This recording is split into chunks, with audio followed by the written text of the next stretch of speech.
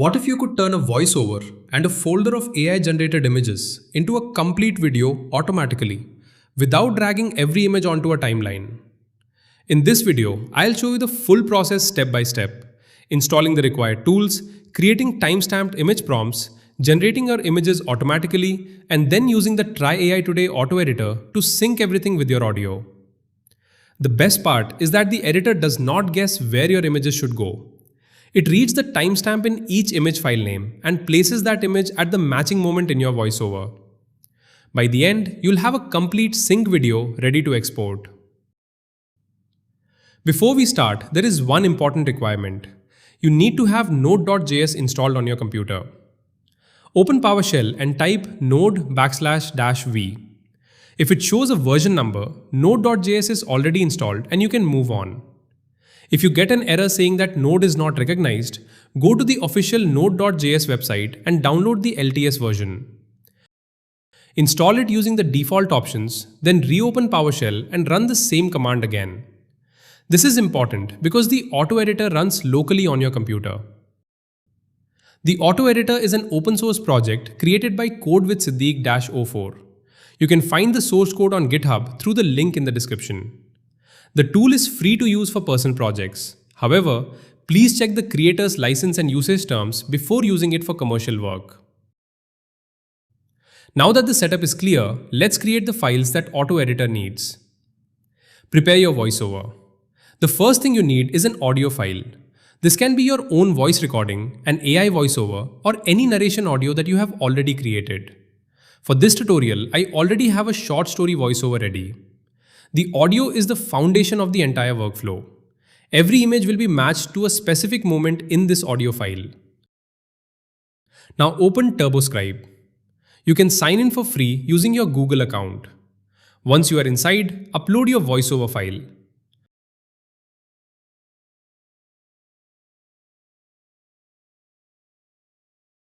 After the upload is complete, click on Transcript.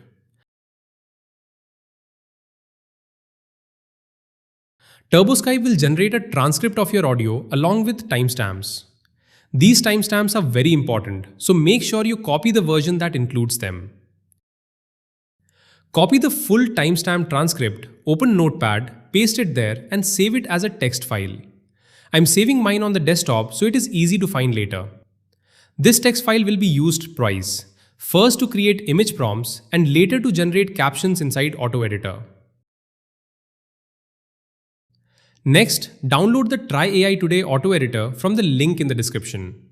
You should see different versions for Android, Mac, and Windows. Download the version that matches your device. I'm using Windows, so I'll download the Windows zip file.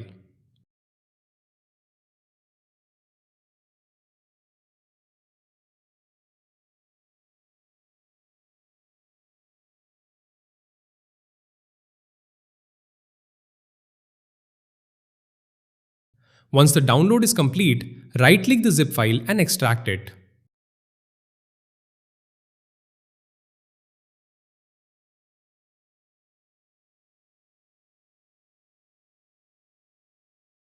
Here is the extracted folder.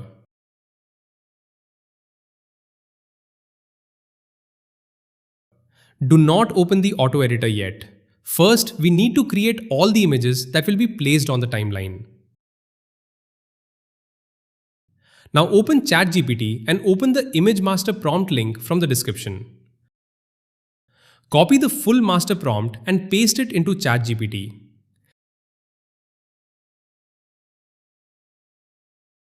It will ask you for a timestamp script. Upload the text file that you saved from TurboScribe. ChatGPT will first scan your story and identify any characters that appear more than once. In my story, there are 3 recurring characters: the father, the son, and an old shopkeeper. ChatGPT will generate character reference prompts first. These references help Google Flow keep the same character appearance throughout the video. Copy these character prompts. I'm pasting mine into a Word document so I can access them easily. Now open Google Flow in Google Chrome. Before creating images, install the Try AI Today Flow Automator extension from the Chrome Web Store link in the description. Click Add to Chrome, then pin the extension so you can easily open it while working in Google Flow. Once the extension is installed, return to Google Flow and create a new project. Create reference characters inside the new project. Click on Character. Click Create a new character, then paste the prompt for your first character.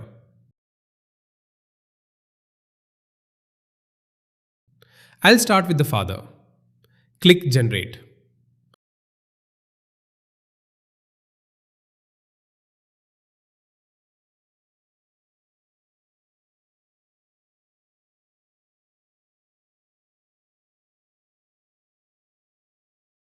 When you're happy with the result, click Done to save that character reference. Next, repeat the same steps for the son.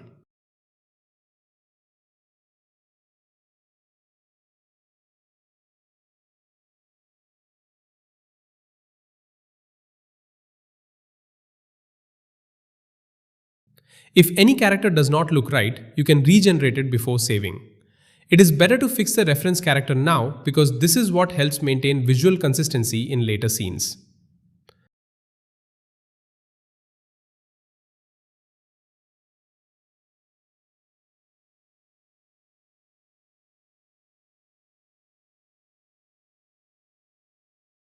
Then create the old shopkeeper.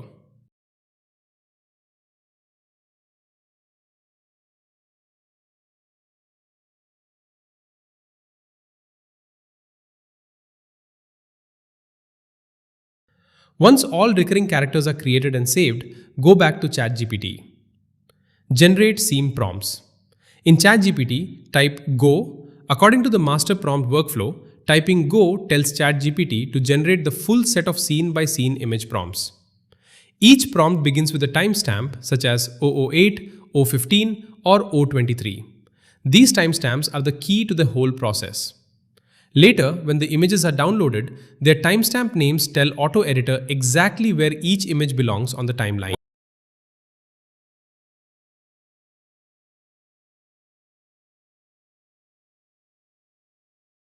Now open the Try AI Today Flow Automator extension.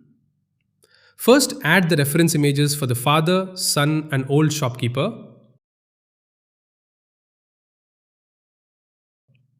Next, choose your preferred image model. In this example, I'm using Nano Banana Pro 2. For the aspect ratio, I'm choosing 16:9 because I'm creating a regular YouTube video. For generations per prompt, I'll select one generation per prompt to keep the workflow simple and organized. Now go to the prompts section. Return to ChatGPT and copy all of the generated scene prompts at once. Back in Flow Automator, click Paste Text, paste all the prompts, and then click Load Prompts.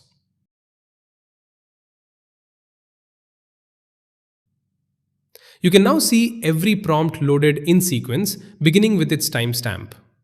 For example, you may see prompts starting at 0-08, 0-15, 0-23, and so on. Before starting, create a new folder on your desktop called Images. This will help you keep every generated image in one organized location. Now click Start. Flow Automator will generate the images one by one and download them automatically. Open or locate your download folder and make sure the files are being saved there. The most important rule is do not rename the downloaded images. Keep the timestamp in every file name exactly as it is. Those timestamps are what Auto Editor will read to sync your visuals to the voiceover.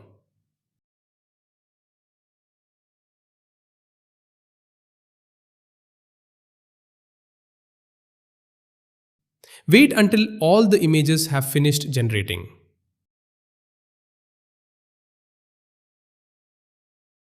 Once everything is complete, you should have a folder full of images named by timecode.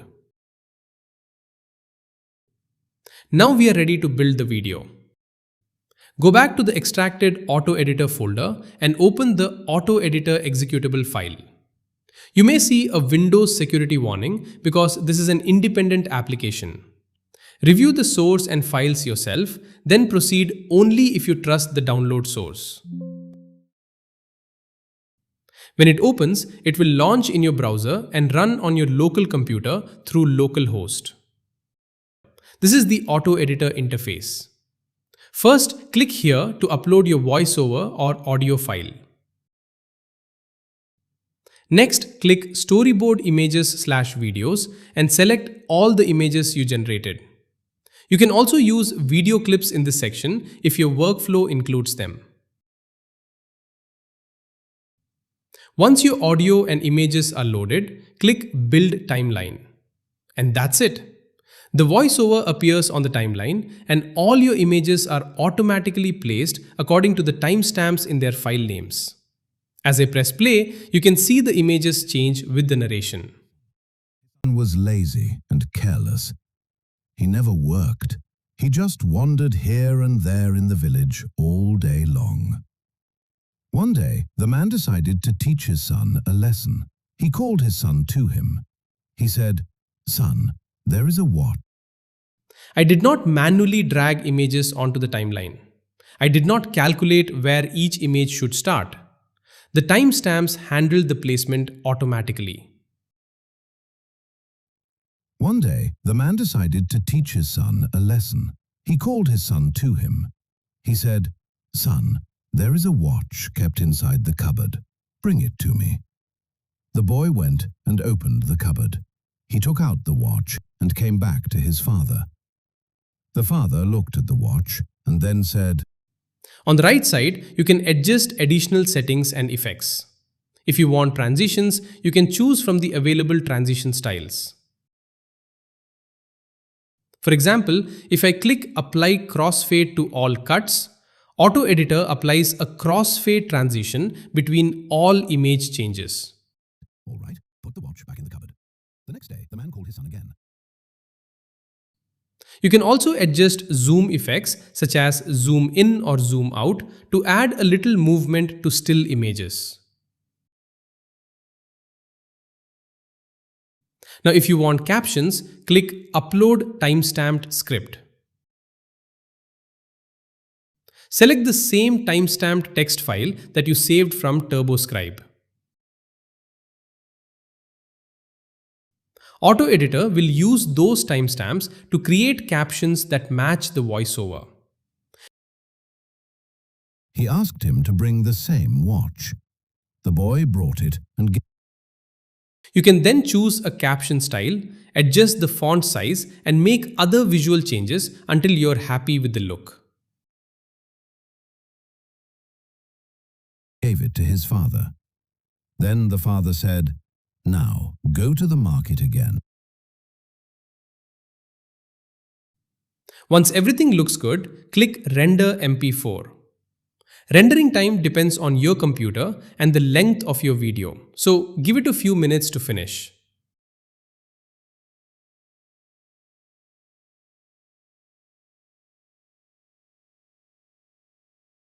When the render is complete, click Download MP4.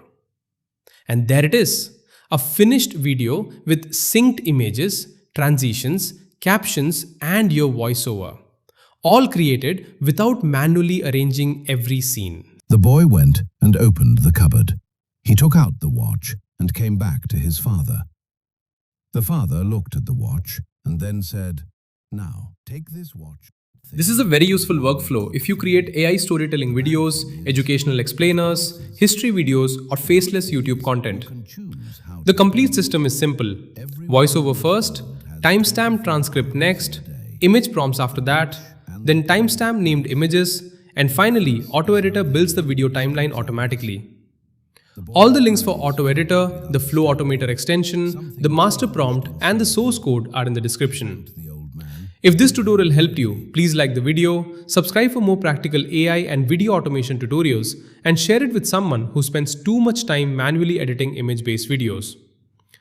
What section do you think a total beginner is most likely to get stuck on? Creating the character references, loading prompts into Flow Automator, or preserving the timestamp file names. That's all for today. Thanks for watching, and I'll see you in the next one.